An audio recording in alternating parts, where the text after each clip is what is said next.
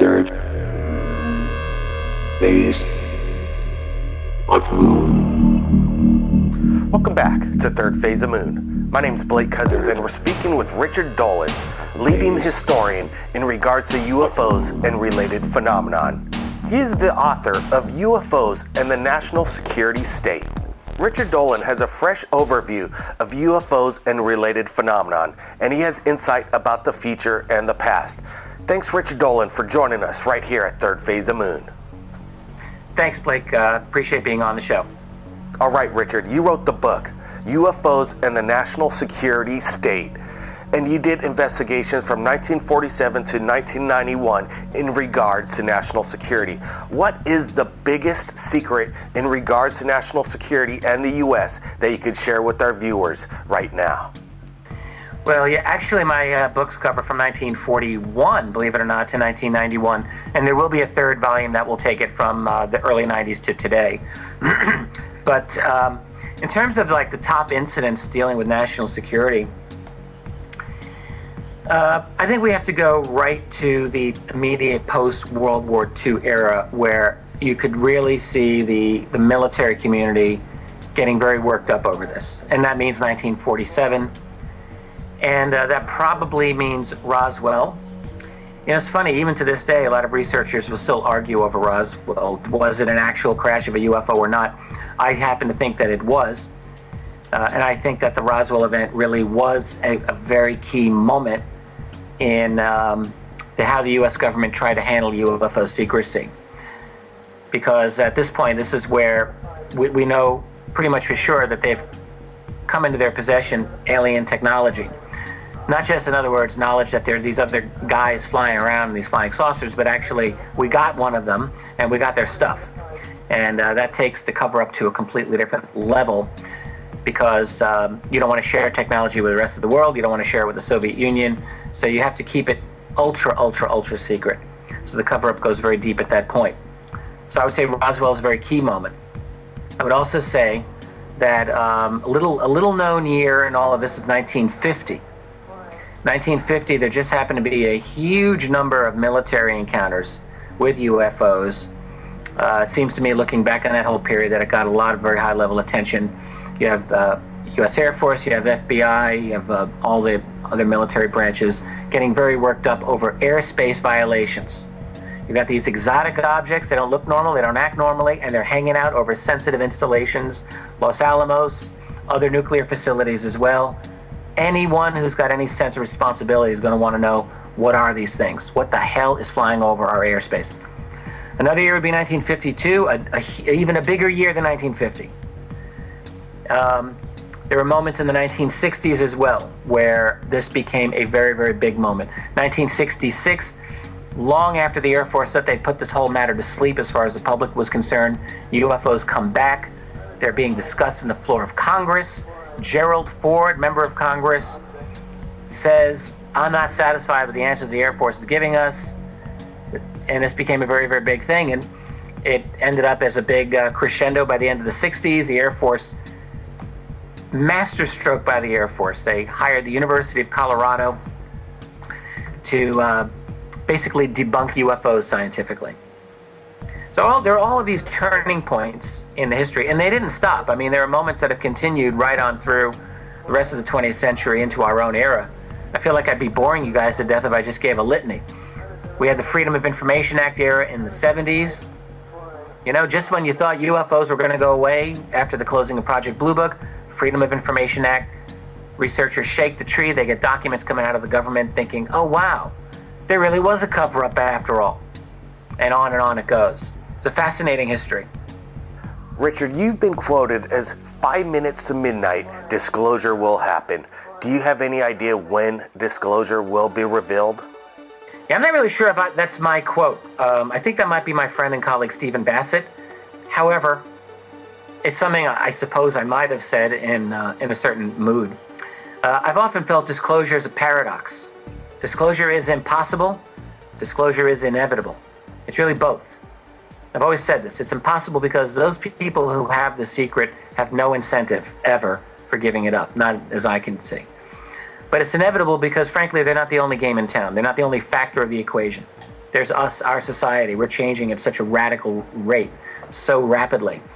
So I think disclosure will happen. I think it will be within our lifetimes, but I would not be so presumptuous as to assume that I really know when it's going to happen. If I were to guess, I'd say 10 years is possible.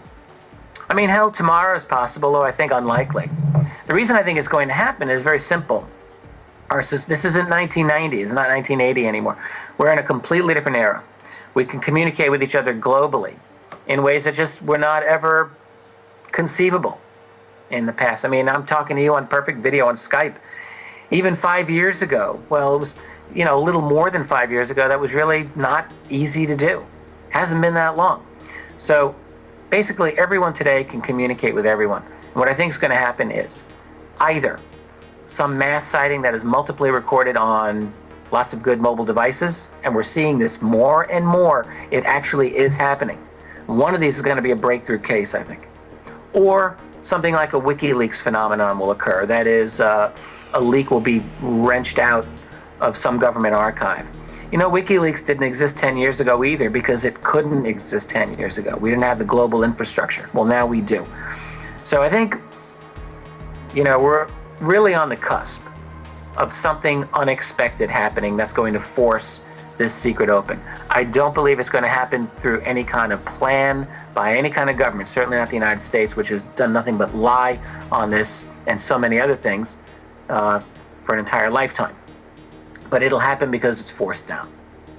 I'll just add, once that secret is out, that does not mean that the CIA and the FBI and all these agencies are just going to walk away from the table. They're going to try to control this even then. They're going to try to control the spin. So disclosure is not the end of the battle for truth. Disclosure really will be the battle of the new phase of a battle for truth. And the government's going to continue to lie. We know this is going to happen, and it'll be up to us, the public, to force as much openness and truth on this as we can. Secret conspiracies cover up possible alien agendas. Are you aware of how many, alien-type beings exist on the planet Earth today through your research? I have no way of knowing that exactly. Some people have their own number, whether it's 70 or 50 this or that, or 17, who knows? No one really knows. What I can tell you is when I look at the data of individuals who have claimed to have had encounters with other beings. Okay, if you do that, we have to keep in mind something, all right? Memories can be tampered with, can be managed, and can even be erased. And we know this because if someone has what seems like an abduction experience, for example, frequently they can't remember it for years. Whoever these other beings are, they've got the ability to repress your memory, and they have the ability to put in screen memories. People who claim to remember a big owl during this weird encounter. Well, that's a screen memory. So in other words, we don't really know how accurate these recollections are of the physical nature of these beings. You've got all kinds of variations of the so-called grays. Are they real variations, or are they only variations in the mind? Same thing with these different types of reptoid types of descriptions, or insect-like beings. So we don't really know. What I would say is that there are general beings that we would call the grays. Short, big head, big black eyes. I think they exist. You've got beings that are consistently described as reptoid. You have beings that are consistently described as insect-like. You have beings that are totally human-looking, but they're not like you and me. They're not like you and me. So that's 4 basic typologies right there. Are there more types than that? I'm guessing the answer is yes, because my assumption is that these are genetically modified, artificially created entities anyway. You could just make as many variations on a theme as you want. How much does the U.S. government know? Your guess is as good as mine. They probably know more than we do. In 1947, the famous Roswell crash hit the papers and the world went crazy. But through your research, you're aware of possible other crashes that's happened. How long does the secrecy go back? Well, that's a good question. There are alleged cases that precede Roswell. They're really not the strongest cases. There's one that was Cape St. Gerard in Missouri in the early 1940s. Maybe it happened. There's a story that has circulated around that makes that allegation. We don't really have a whole lot of information on it. There's even a case back from the 1890s, believe it or not, from a place called Aurora, Texas. And it's unclear to me that was anything other than, I don't really know what that was, but I don't think it was a UFO crash. So, excuse me, I think it's possible. Then you have legends. You have stories that the Germans during the 1920s and 30s somehow had access to ET technology. Did they? I really don't know. The historical record is not particularly strong there. So what I would say is prior to 47, what we have are a couple of possibilities.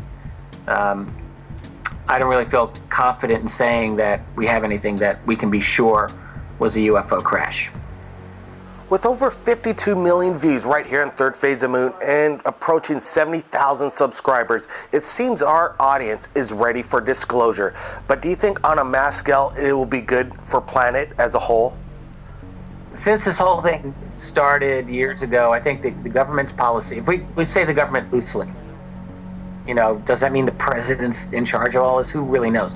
Let's say the black budget community. I think what they've been wanting to do from the beginning is simply control this to the maximum extent possible.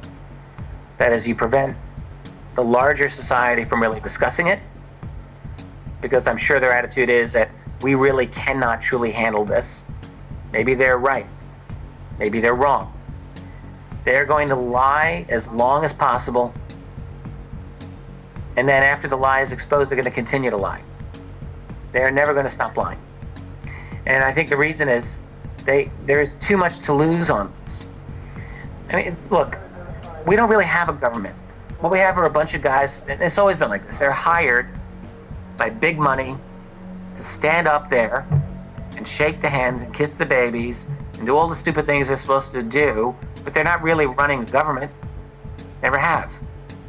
So what they're there to do is to pacify people. Regarding this particular topic, it's too revolutionary. I mean, think in terms of just energy. One little topic, energy. Whatever these objects are using to get around from point A to point B, it's not gasoline. Clearly. There's something a little bit better than gasoline, which means that when this secret comes out, the implications are that the petroleum industry is going to become obsolete. It's the largest industry in the world. And I'm quite sure they're not going to want that to happen. So they're going to do everything they can to delay that outcome for as long as possible. So the point is, you keep the lid down for as long as possible. And I think that's exactly what they continue to do. You keep the lid down and you also disinform. So when someone like myself or some other researcher has some kernel of truth that they get out there, if it gets any traction, you can be absolutely sure that there will be the spin machine that will kick into gear through mainstream media that will provide some way to throw cold water on that. You see? Because that's what they do with every topic, not just UFOs. They did that with every single thing. We've reported right here breaking news about Kim Jong-un's plans to attack the U.S., possibly right here in the state of Hawaii, where I live, with nuclear missiles. Do you think if this were to happen, that the aliens might have intervention to stop this catastrophe? Well, North Korea's not going to do shit to Hawaii. You can be quite sure about that. There's not even the snowball's chance in hell. But if there was an event like that, you know, there's been a few instances in the literature, in our research, where it does appear that UFOs were able to manipulate and disable nuclear weapons. It's happened a couple of times. Throughout the 1960s and 70s and 80s, and I think even more recently. So, is it possible that that means they are, somehow trying to protect us from ourselves? I mean, I've asked myself this question a number of times. I don't really know if that's what it means. It could. It could mean that they just like screwing with us. I mean, after all, we've got thousands and thousands of nukes. They don't screw with all of them. There's no evidence for that. They seem to let most of them just do their thing. There's all kinds of nuclear tests that go on all the time. The U.S. continues to detonate nukes, or has over many, many years. So I wouldn't count on the ETs bailing us out if we decide to go all thermonuclear on each other. I wouldn't count on it. But North Korea is not going to do anything to Hawaii. Not a chance. But most of that, honestly, is pure propaganda buildup. A lot of it on the part of the U.S. Some of it's just bellicose nonsense by North Korea, but it means nothing. Let's hope you're right about that, Richard, because Kim Jong-un, we're keeping a close eye on him, and I'm sure the rest of the world is. Can you tell us about the books you've written in the past and some of the new investigative books you're going to be coming out in the future? Well, I've published 3 books so far. I've published volumes 1 and 2 of UFOs in the National Security State. Each of those is like 500-600 pages. They are, I intended them to be as definitive a historical treatment, a concise but definitive treatment. I mean, you could do multi-volumes even more than what I've done, but so they cover the UFO history and the cover-up and also the research during those periods of time. Recently I co-authored a book about the future, really a speculative book about the future. It's called AD After Disclosure. Think of it this way. If you assume that UFOs are real and you assume there's a cover-up, and my assumption for both of those is yes, then you might ask yourself, as many people have, well, what happens if this secret were ever to end? How would it rock our world? And that's really what AD Disclosure tries to ask, and in some way we try to answer it. It's really answering 2 questions. How can disclosure ever even happen? And then B, what's going to happen to this world once there is the end of this UFO secrecy?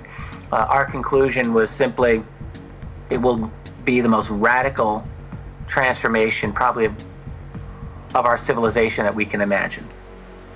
And I mean, the implications, you know, I could talk for hours about this, but it would cut across all of our society, our politics, our economics, our culture, our religions, our science, and so much more. And I think our global geopolitics would ultimately be transformed as well. You know, I have no doubt that when disclosure happens, there will be certain things that we will have predicted that will be exactly right, and I'm sure a great deal that will turn out to be quite wrong. That's the nature of predictions. But what we try to do is not do this psychically. We try to pretend we were like a think tank, and we try to look at this as logically as we could and foresee the results. And by the way, my co-author is a very cool guy. He created the television show Dark Skies back in the late 90s. He's Bryce Zabel. And we worked very well together on this project. It was a good collaboration. I'm finishing a book right now, which will be out in about 2 or 3 months. It's called UFOs for the 21st Century Mind. And really what it is, it's a fresh introduction to the whole topic. It'll be about 350 pages. So if you have a friend who's never read a book on UFOs, this would be the book they want to read. That's my attitude. And even if you've read books on it before, I think it's a good volume to read because I think it's fresh. It gives some history, it gives philosophy, how to understand what UFOs are, how to sort out UFO sightings in an age of drones and in an age of YouTube videos, some of which are fake. In other words, for the 21st century. This is not a 1985 type of book, which is like what so many of these other UFO books feel like to me. So it's an up-to-date, contemporary, forward-looking book that I think will help to redefine the whole field. So it's UFOs for the 21st Century Mind. It'll be out a couple of months. I have a chapter on the science of UFOs, which I really think is necessary. Not just science of propulsion, you know, how do these things hover indefinitely and then instantly accelerate? I deal with that. But science of space-time itself and of consciousness. A lot of the really difficult fringe areas, the cutting edges of science, which physicists are now looking into, I think are relevant for an understanding of the UFO phenomenon, and I try to deal with all of those. With the high tensions going on around the world politically, are the people ready for real truth and disclosure with UFOs and aliens visiting planet Earth? Well, I would say this. Some people even ask me, like in an age of, global wars and all these other bad things that are going on, financial collapse, do UFOs even matter? First of all, I would say they do matter. Just because they're not being covered on your MSNBC news feed doesn't mean they don't matter. They do matter. And I can just say for sure, I have personally spoken to some extremely, very high-level, plugged-in people who take this quite seriously indeed. This is something, the technology of which, the implications of it, the existential implications of having other beings here, all of these will transform our world. There will be a moment when this secret comes out. Will we ever be able to handle it? No, of course not. What couple is ever ready for their first child? None. But you have it anyway. We're never going to be ready for disclosure, but it will happen whether we want it or not. It's really going to happen because the world is moving that fast. And there really is not, we're less than 20 years away from your computer talking to you, telling you it's a conscious sentient being, and you're going to believe it, by the way, and it'll have a relative IQ of 300 or 500 or more.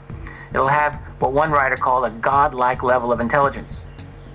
In that kind of a world, ask yourself, do we really honestly think that we're not going to be any farther along getting to the bottom of this UFO secret than we are now? Obviously, we will. The world's going to look completely different in 20 years. I don't even know if we can fathom it. But one of the things that's going to be different is we're going to have this UFO secret out in the open. So it will happen. We'll have a lot of other issues to deal with, and we'll deal with this one too. I would encourage anyone who wants to learn a little bit more about myself or my work. I have a website, which is keyholepublishing.com. Just like looking through Keyhole Publishing, and that'll give you everything that I'm doing. In fact, I'm about to do a major overhaul of that site, so hopefully by the time people are watching this, I may have something nice for them to look at. But right now I've got a lot of articles and videos and excerpts from my books and all of that available. All right, Richard, everybody wants to know, have you ever seen a UFO, unidentified flying object, for yourself? Well, I think on 2 occasions I may have seen what I would think is a UFO. I can't really be sure. But the good one was about 13 years ago. I was with my son, who was a little guy at the time. I was holding his hand on the sidewalk in front of my house. And it was a beautiful blue sky in my neighborhood of Rochester, New York. And I saw this intensely bright object in the afternoon sky. It was so bright. It was actually brighter than any other thing I'd ever seen in the sky other than the sun. It was intense. It was shining right in my eye, and I thought, wow, that is one reflective aircraft. So I wanted to look at it to see what it looked like. I wanted to make out a shape. But it didn't have a shape. It was just this bright, bright thing, and I stared at it. Meanwhile, my poor son, who was 3 years old, starts panicking because he sees his dad turning into a statue on the sidewalk. I was just like this. And I was looking. And I knew that I had to turn to him in a moment and face him to calm him down. But I had this thought in my head that was very illogical. The thought was, if you turn away from that thing, you're never going to see it again. That thought made no sense because where was it going to hide? There was no place for it to hide. But somehow I thought, I have to look at this. But eventually I had to turn to my son. So I took my left arm and pointed to hold its place. And for 1 second, I turned to my son. And when I turned back 1 second later, that thing was gone. It was crazy. It was nowhere in the sky to be found. And, I have wondered about that sighting many, many times. And I don't know for a fact that it was an alien craft. I don't know what it was. But I can tell you, I cannot explain that. Was it a little tap on my shoulder? Like, hey, Richard, we know you're about to finish your first book on this topic. Just want to say, hey, who knows? I don't have a clue. But I have wondered if it was actually somehow getting into my head, if only because I had this idea. Don't turn away from it. And then it disappeared. Crazy. Richard, I bet you would have liked to have your camera iPhone on you at that point, but if you do capture anything in the future, you're going to send your footage to us at Third Phase of Moon, right? Right here, dude. If I get a good photograph, my iPhone gives me, I think, an 8 megapixel image, and I got video. I wouldn't be like a sucker and just take a picture. You got to take video these days. you know? The problem is that the video quality is getting much better. It's not quite perfect with these phones, but I think we're a few years away from having some very seriously good video capability. And with like, hopefully, image stabilization and all that good stuff. Richard, I really appreciate you sharing your insight and all your investigative research right here with the viewers from around the world at Third Phase of Moon. Well, it was my pleasure. Enjoyed it. I would just tell people, if it's on the mainstream media, don't buy it, my friends. Look for alternative sources and do your own research. All right, Richard, appreciate it. And you keep in touch with Third Phase of Moon. And if anybody out there wants to research Richard Dolan, take a look at the link below. And if you've captured anything amazing in regards to UFOs or drones for that matter, you could contact Third Phase of Moon via Skype or Facebook. My name's Blake Cousins, and we'll see you again next time. Third Phase of Moon.